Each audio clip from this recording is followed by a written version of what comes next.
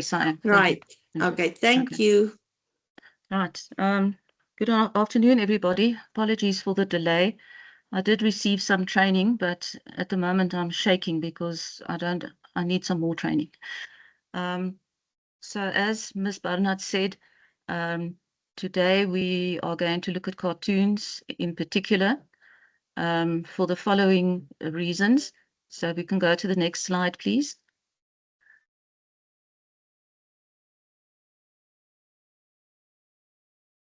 So my point of departure is internal moderators reports.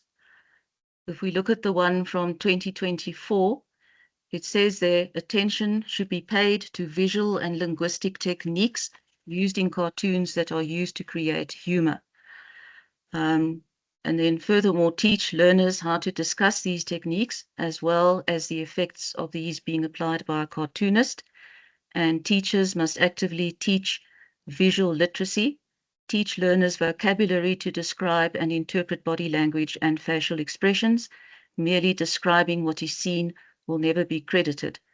General comments should not be made and learners must refer to specific features. So if we could go to the next slide. This is the internal moderators report from last year. The findings: learners answered per frame rather than analyzing the cartoon as a whole before responding in context. And I find that so difficult to understand how that happened. Surely teachers in all subjects with text-based questions have told matric learners to read the whole text or question or cartoon before answering. So that is something I'll be emphasizing, is that you have to look at the whole cartoon. You can't answer questions per frame. Another problem that they identified, learners only wrote what they saw rather than showing insight into the nuances of the written text and visuals. Learners did not get to the critical comment in 4.4. And the recommendations: teach learners to analyze the full cartoon before attempting to answer the questions. Teach learners what figures of speech qualify as humor and how they function. So I'll be looking at an approach to look at a cartoon, and then also I'll show you some figures of speech that qualify as humor and how they work. All right, next slide, please. Right. So I have taken this cartoon from our March 2024 test. So that is what the question will look like, or the cartoon will look like. And immediately you can see that there are only 2 frames. So I don't understand how you could think that you only look at frame 1 for certain questions and then frame 2 for other questions. And remember that the frames are always numbered for you. And if the words in the speech bubbles are too small, they will be rewritten for you. And then there's always some background, or not always, but usually some background information given to you. Dennis is the little boy behind his friend in the striped shirt. Margaret is the little girl. So you can see that Joey is the little boy. He's smaller than Dennis. Dennis is the boy standing with his hand on Joey's shoulder in frame 1, and Margaret is the girl. Right, so when I've worked with learners on visual literacy, I have always told them to look. And with the help of a new best friend, AI, I decided to turn this word into an acronym. So we're just going to look at the part of the acronym step by step. So the first letter, L, stands for look closely. What do you see? Who are the characters, objects, expressions? So when you look at these 2 frames, you will see that it's the same people in both frames. You've got Joey, who's the smaller boy, you've got Dennis, and you've got Margaret, and they are in both frames. There aren't really any objects to see, but you can look at their expressions. So you look at Joey's expression, he just looks reasonably content to me in frame 1. we've got Dennis, who's making a comment. He's always giving an information. He says, me and Joey had fun. And then we've got Margaret, and she wants to correct him. She says, no, Dennis, Joey, and I. And we can see that she's got one hand is up, almost as if she's about to point. And then in the second frame, we've got, no, Margaret, me and Joey, you wasn't there. And then we can see Margaret's face quite clearly. So then if we go to the next part of the acronym, the next letter, observe what's happening. What are the people or animals doing? So these are 3 children. I think I've already described what they are doing. There isn't any real action going on. They are talking about something. If we go to our next letter, ooh, what's the hidden message? What is the cartoon trying to tell you? Is there a lesson, a joke, or idea? So this is not a very dramatic cartoon. There isn't really much happening. It's humorous in the sense that there's a misunderstanding between Dennis and Margaret. It might also be a little bit of a lesson for Margaret, because she's not always as clever or as she thinks she is. And then if we look at the last letter, the K, what is the key takeaway? State the cartoonist's main point. So I wouldn't say that there's an earth-shattering main point, but he's just making the point that sometimes there are different ways of looking at things, and it's misunderstanding that creates the humor in this cartoon. So if we go to how the questions were phrased, now remember this is in the test and it was only for 5 marks, but when I did some moderation, I saw learners got very low marks actually out of 5. So you should also remember that when you're working with the text and questions, you look closely at your text, and then you also look at your questions before you start answering. So 3.4, account for the change in Margaret's body language from frame 1 to frame 2 for 2 marks.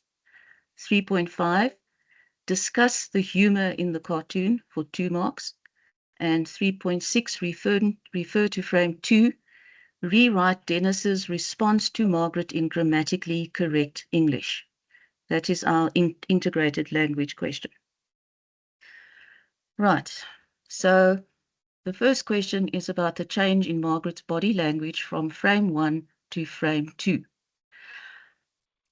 So you look at that, at her body language in frame 1. She's mostly got her back to us.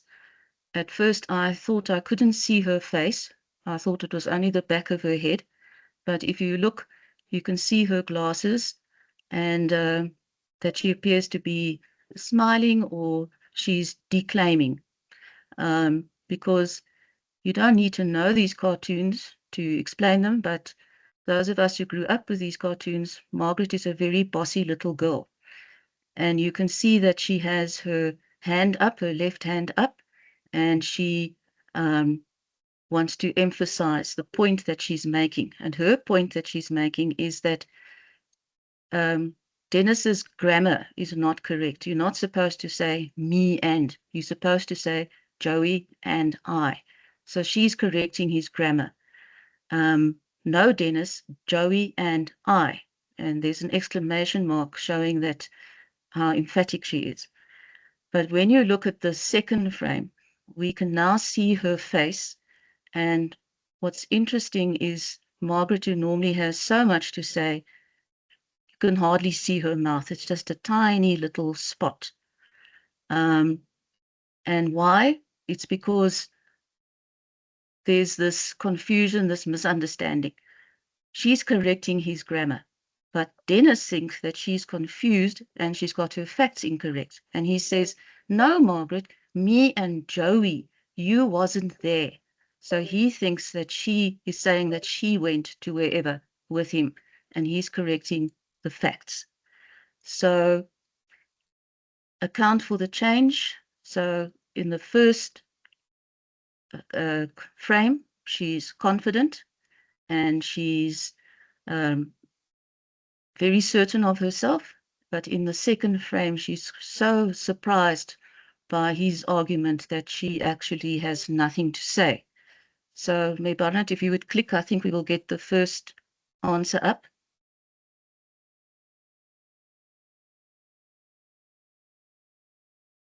Oh, okay. So this is what the answer was in the memorandum.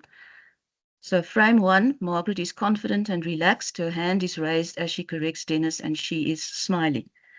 Frame 2, Margaret is surprised, shocked, astonished by Dennis's reply. Her hands are on her hips and her mouth is drawn round as if in surprise. Both frames must be discussed for 2 marks. So for 2 marks to be awarded. So do you see how much you have to explain to get your 2 marks? And get into the habit of talking about frame 1 and frame 2 and doing the comparison as is requested by the question.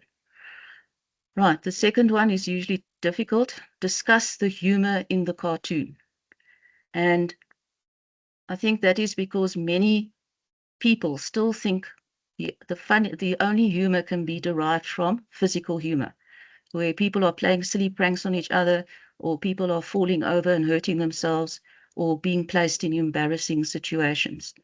So please don't ever answer there's no humor in the cartoon, because if they're asking you to discuss humor, then the assumption is that it is humorous in some way. And as I pointed out, the humor is derived from this misunderstanding between Margaret and Dennis.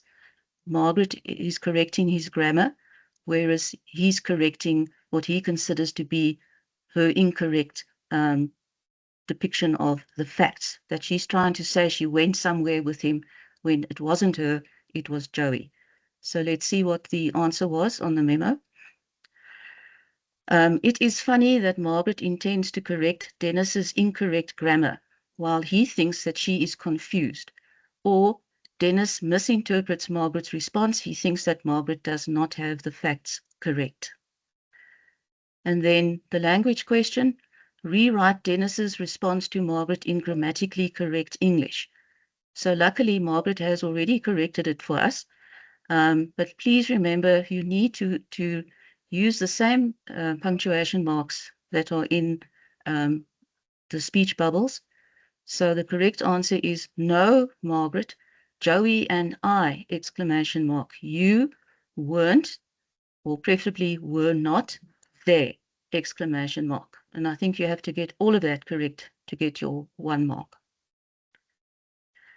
Right, so let's move on to another example. So this cartoon was in our June 2025 common paper. So once again, you look at the cartoon, you look at the whole cartoon, you see that it contains 3 frames. You have been given information. The human is John and the cat is Garfield. Then you can apply the look. L, look closely. What do you see? Characters, objects, expressions. So our characters are John and Garfield. Objects, a telephone, a rotary phone. I was thinking that, in the future, many learners won't know what that object is. So that's an old-fashioned telephone. The expressions in the first 2 frames, Garfield's expression, body doesn't move, doesn't change.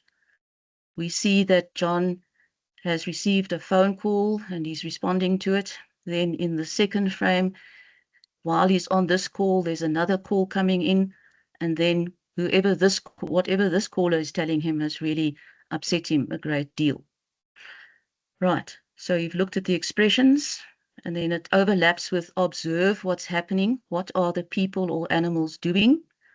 So the person is responding to telephone calls, and the animal, Garfield, is just sitting in frame 1 and 2 until he faces us in the last frame.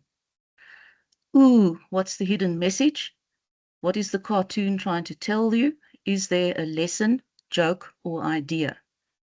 So it's a joke caused by understatement because obviously John is getting very bad reports or news about Garfield's behavior. How do we know it's his behavior? Because when he eventually wakes up and thinks, he says, I've been a busy boy. But for him just to say that, it doesn't sound as bad as the reports that John is getting about his behavior. So the humor, it's humorous. And then the key takeaway, state the cartoonist's main point. I would say because this is a series of cartoons and Garfield has got a, recognized character, his point is just showing us another day in Garfield's life where he has caused chaos, just as part of his normal day. Right, so if we could move to the next slide. So once again, you've been told, I've shown you how to look. You look at the cartoon and then you read the questions. Refer to frame 3, provide one visual and one verbal cue indicating that John is speaking very loudly. Refer to frame 2, account for the use of the ellipsis in this frame.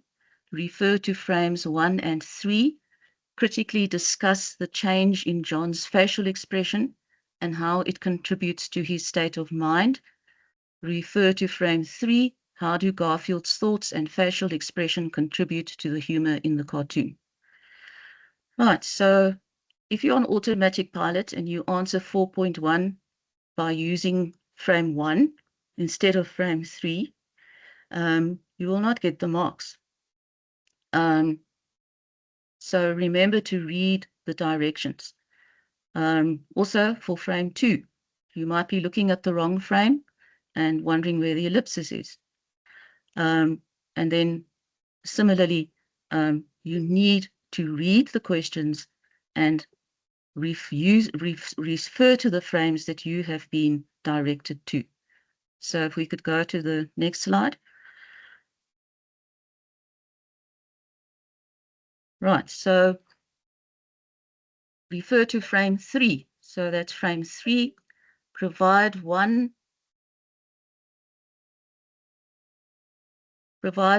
visual and one verbal cue indicating that John is speaking very loudly. So visual will be the drawing, the facial expression. Verbal is what's contained in the speech bubble. And remember, they want you to talk about John, not Garfield. So visual, John's mouth is wide open, indicating that he is speaking very loudly or that he is screaming or shouting. The word what is in capital letters and in bold print. The question mark and exclamation mark indicate that John is speaking very loudly. And that's quite interesting, that question mark and that exclamation mark. It actually has a name. It's called an interrobang. And it was created in 1962. And it's actually supposed to be one symbol, the question mark with the exclamation mark on top of it. And it's used, but it's shown this way because we do not have keys on our keyboards with that symbol on it. It signifies a question that is also an exclamation, designed to show surprise or disbelief. So what it's trying to convey is that the news that John is hearing is so shocking that he's automatically asking what's going on, but he also can't believe that this is what Garfield has been doing. Yes, you will see it in comics, but you are never, ever allowed to use it in your own writing for paper 3. Right, so understand what is required when you're asked to speak about a visual cue. and what you should be looking at when you are asked to speak about a verbal cue. Right, refer to frame 2. Account for the use of the ellipsis in this frame. You should know what ellipsis is by now. It's those 3 dots where it says, I have another call coming in. Ellipsis, thanks. It indicates that he has not completed his sentence, has not finished speaking, or it can indicate a pause before John ends the call. Right, if we could go to the next frame. Oh, sorry, next slide. Right. Now here's a higher order question. Refer to frames 1 and 3. Critically discuss the change in John's facial expression and how it contributes to his state of mind. So you've got to do 2 things. You've got to look at John's facial expression, not Garfield's, John's. You've got to look at it in frame 1, and you must look at his facial expression in frame 3. And you must state how it contributes to his state of mind.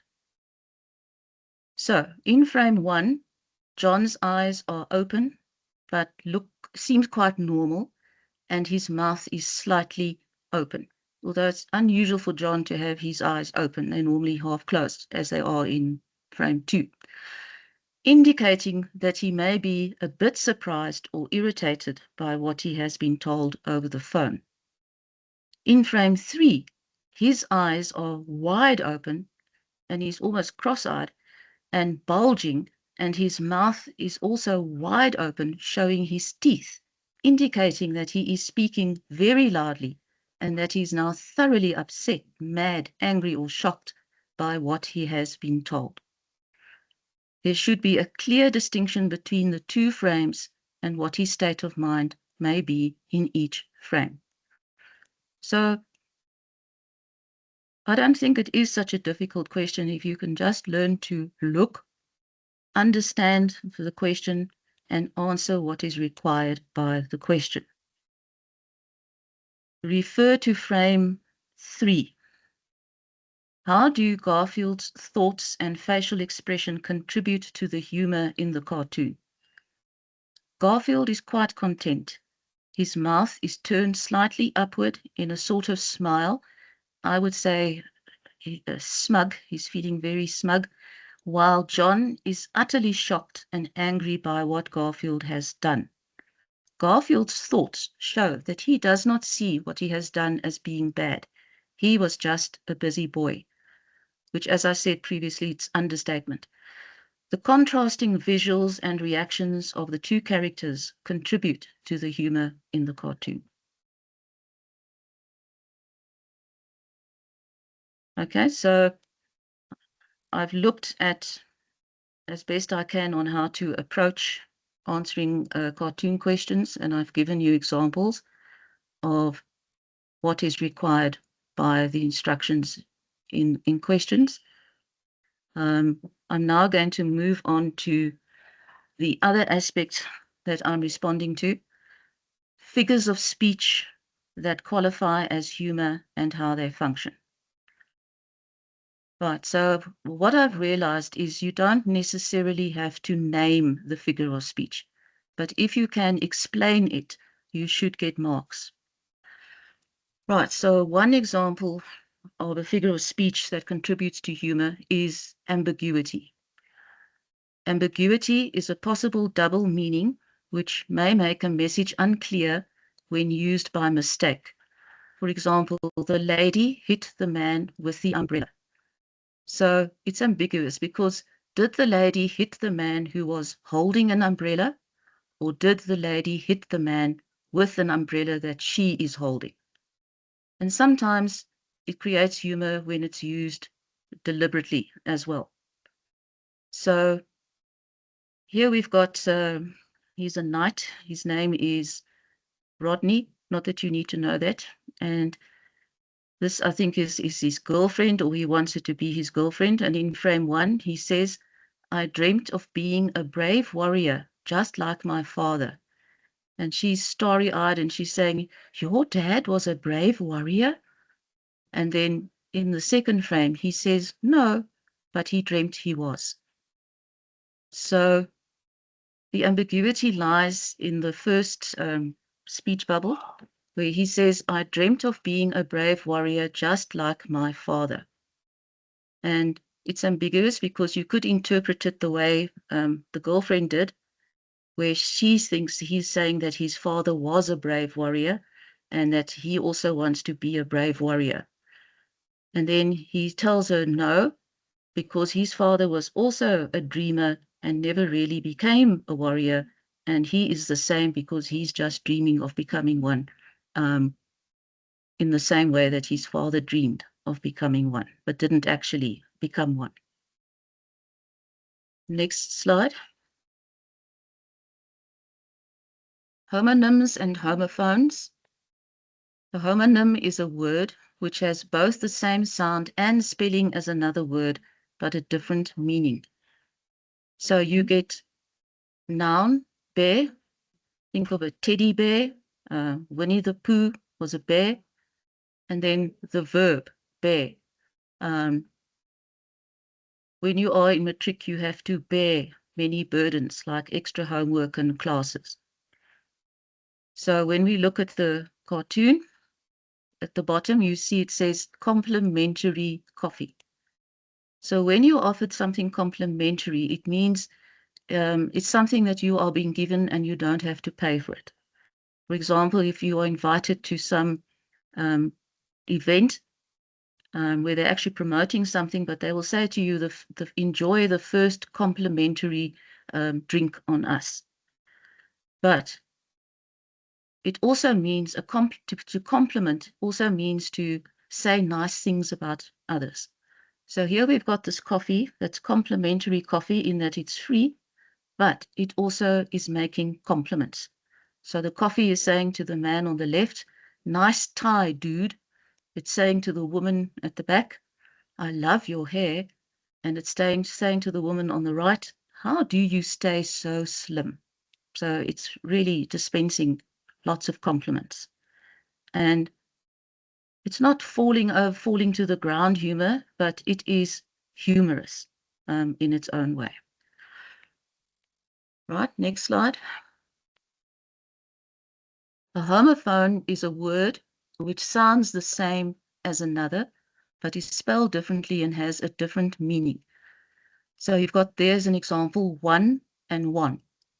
They almost, it's very difficult to hear a distinction between them when they are pronounced. So one is a number, I am number one, and one means you've beat somebody. That team won the tennis match. Then if you look at the cartoon, waiter, what's this? It's bean soup, sir. I don't care what it's been. What is it now? So it's obviously not very nice soup, because if you look at the woman's expression, she looks a bit nauseous and really not tasty. So the man wants to know, what is this horrible soup? And the waiter answers, it's bean soup. So it means it's made out of beans. But the man thinks it's, I don't care. He probably thinks it's, soup that's been used or cooked before. He says, I don't care what it's been. What is it now? Because it's so inedible that it's no longer a soup that one can enjoy. And please remember that homonyms and homophones often feature in puns, which are on the next slide. Right, so a pun is a play on words. So here we've got a ruler talking to a rock, and he's saying, you rock. And it's colloquialism for meaning you wonderful. Then we've got the rock saying to the ruler, you rule, because meaning you're in charge, but we also know that rulers are used to rule lines. And then both of them in the last frame, they are pointing to a plunger who looks rather sick, and they say, he sucks. which is a colloquial term for something that he does really bad things or unpleasant things. And we know that plungers are used to clear blocked drains and toilets and so on. So it's really not very pleasant to be that tool. Very often, puns derive their humor from idiomatic expressions and the difference between literal and figurative language. So we can go to the next slide. So idiomatic expressions. An idiom, also called idiomatic expression, is an expression, word, or phrase that has a figurative meaning conventionally understood by native speakers. This meaning is different from the literal meaning of the idiom's individual elements. In other words, idioms don't mean exactly what the words say.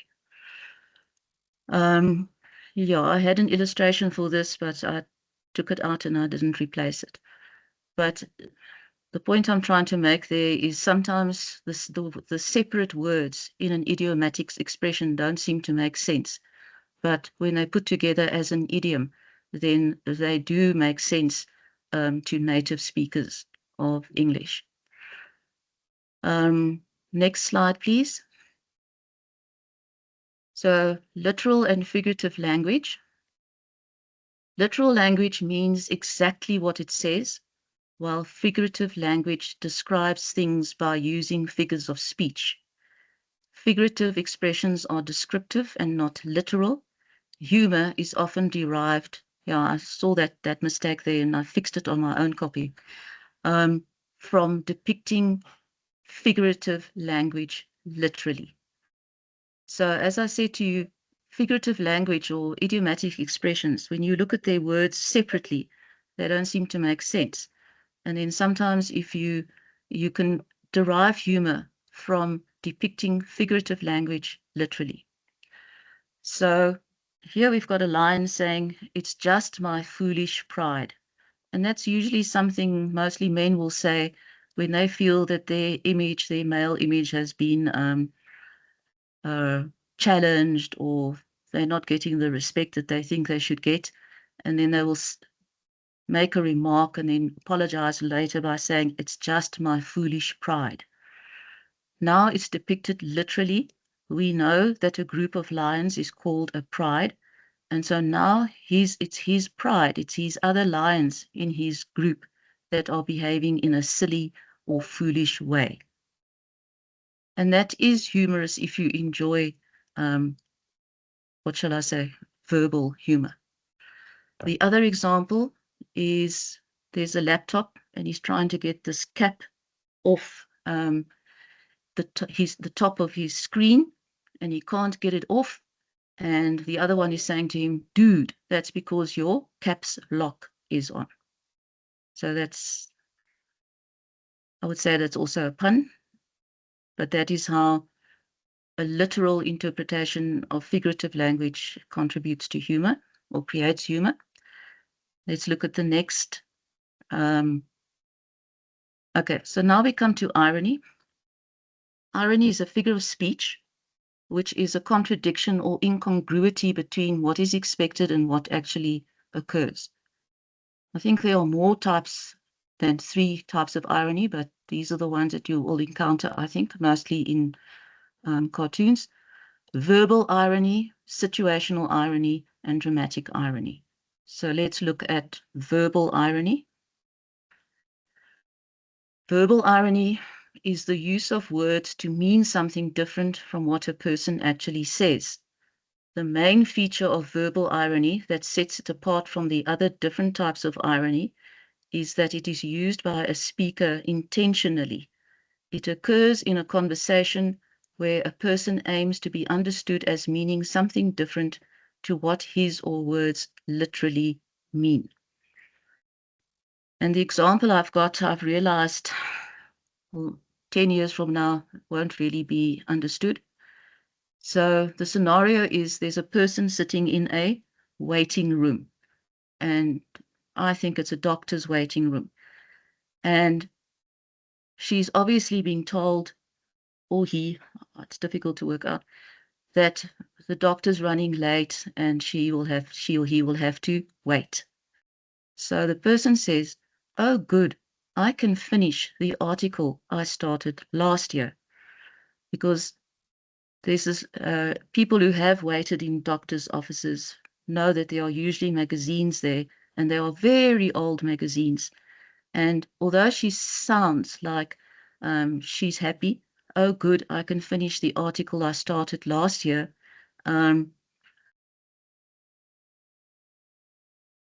She actually means something different, meaning that, oh, yes, I also waited so long last year that I started this article, and now I can finish the article because you're going to make me wait again, and you still have the same magazines that you had last year. So this person is actually not that accepting of the fact that she has to wait to see the doctor. Let's look at the next one, which is dramatic irony. So if you're studying a drama or watch movies, you should be aware of dramatic irony. It occurs when the audience is aware of something that the characters in the story are not aware of. So Garfield is laughing. His newspaper is called Cat News, and then he's calling John, and he looks in the last frame. He says, "Check out this comic strip about a fat, lazy human." Whereas we know, because that he's actually in a comic strip about a fat, lazy cat. Next one. Situational irony. It involves a discrepancy between what is expected to happen and what actually happens. Situational irony occurs when the exact opposite of what is meant to happen happens. So in the cartoon, it's an office, and I can't remember what you would call that person, the technician. He's giving, can you see this thick pile of paper and folders and manuals that he's handing over? And he says, here are the new guidelines on how to set up a paperless office. So that means that everything should be done on computer and using the internet and so on. But it's ironic because the exact opposite of what is meant to happen happens. She's not supposed to be using any paper at all anymore. But here she's been given all this paper so that she can set up a paperless office. And that's an example of situational irony. So that is the end of my, and then this one. Zits. Will you ask him? This was your idea. You ask him. Second frame, the father, you can see he's the black thought bubble. He's in a really bad mood, and he says or thinks fine. And then he goes to son Jeremy, and he says, Jeremy, will you activate our new teen tracker app for me, please? And then Jeremy says, is this some kind of irony test? So I think that's an example of situational irony, because usually parents use teen trackers to track their teens without the teens knowing about it. But because his parents are so bad with regard to anything to do with computers, the irony is that he's got to ask the person that he's planning to track to activate that app on the telephone. So as I was saying, you don't necessarily have to name the figures of speech that create humor, but if you could be aware of them and explain them, then you should get your marks, even if you're not 100% sure of what it is. So that's the end.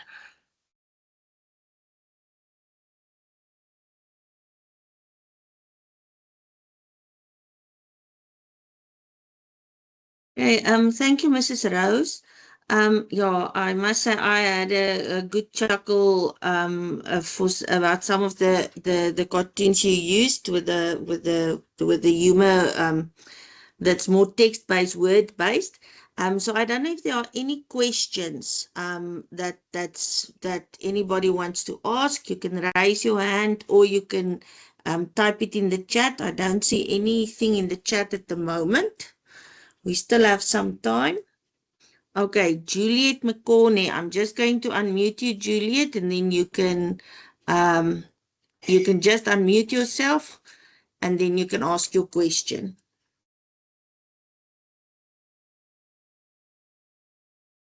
Hi, ma'am. Sorry. I think my kids wanted to find out if the recording will be available for them. Thank you.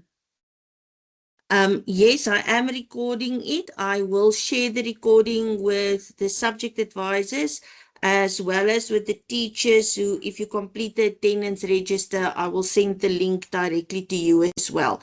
But we will share it. But so yes, you will get it so that you can take another look at it. Mr. Koko, you're welcome to unmute. Thank you, Chriselle. Thank you, Chantal. That was really, really enlightening. Chantal, you threw a bombshell there with that word that describes exclamation mark with a question mark. I think it would be good to maybe spell it out for the benefit of your audience. You said there's a term that you use for that word. I'm not so sure whether everyone is familiar with it. Yeah, okay. It's called an interrobang. You spell it INTERROBANG.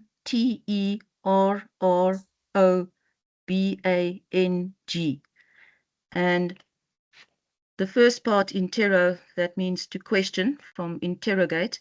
And then the second part, bang, is printer's slang for the exclamation mark. So you've got interro representing the question mark, and you've got bang, which is slang for the exclamation mark.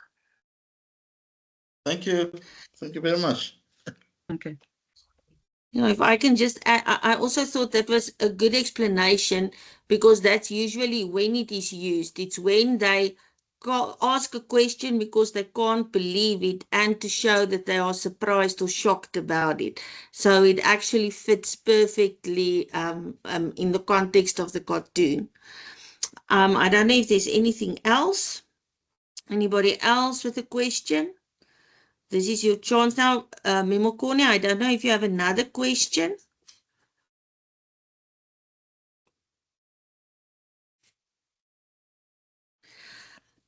But I think what Mrs. Rose indicated what the learners should take away from this, and this is what I've learned and what I picked up, is that you first have to read the cartoon in context, right? First read the cartoon, see you, and I think the look method that's something I learned today, and that's something that I'm going to use going forwards. So you look at and who the characters are. You look at what objects are in the frame and you look at what they are doing. And then you observe them. Observe means you look a little bit closer. So then you look at the facial expressions. You look at changes. You look at body language. And yes, so and then so you have to look at everything. And then very important is decode your questions, analyze your questions, especially when it's a longer question where there's more than one concept or idea.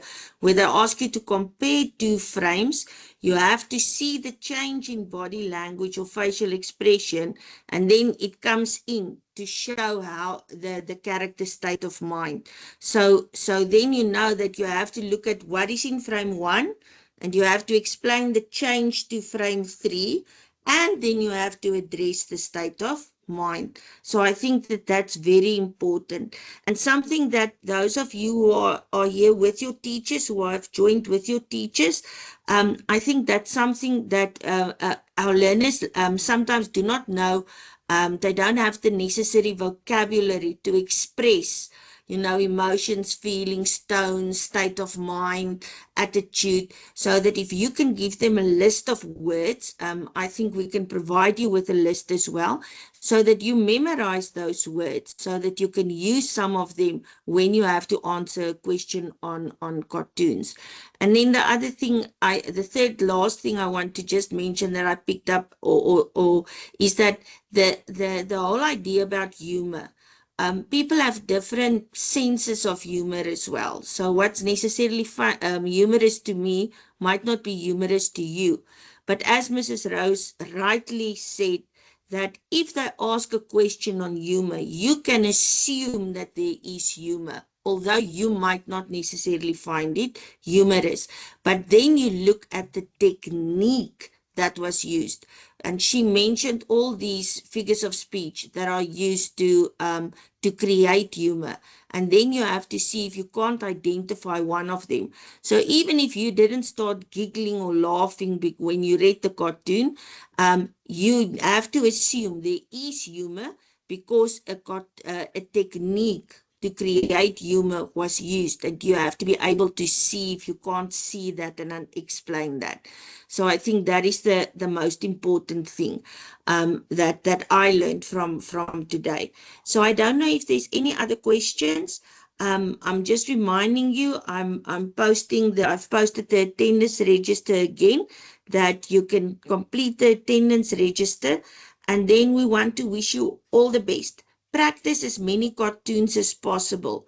Go and look at cartoons in past papers, not only provincial papers, NSC papers, but also wherever you find a cartoon. If you can go and Google and you go on Pinterest, or if you look at some of these cartoons that they usually ask in the exams, like Garfield or Beetle Bailey or Zits or what's Mama Taxi or anything like that, the cartoons that they usually use, and you go and Google them, you can find a lot of cartoons, and then you practice, read them, analyze them, apply the look method, try and see if you can't find the humor and explain what is humorous about it. So I think that's that. And if there aren't any further questions, I think we can knock off a little bit earlier today. But we will share the recording, and I'll ask Mrs. Rose if we can share a presentation with you as well. So thank you for taking your time. We really appreciate that you joined us. And we wish you all the best for the rest of the term and for your March test. We know that you're going to work hard, and we are looking forward to celebrate good performance with you. Thank you so much.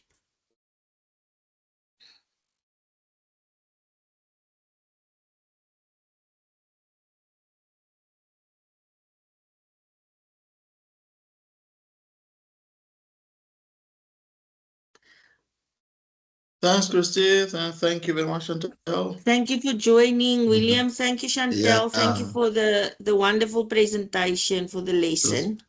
It's excellent. Thank you for all your help. It's a pleasure. Okay, one of these days you're going to share on your own. Okay, bye-bye. Okay, Bye-bye. bye-bye. Enjoy the rest of your afternoon. Yeah. Thank you.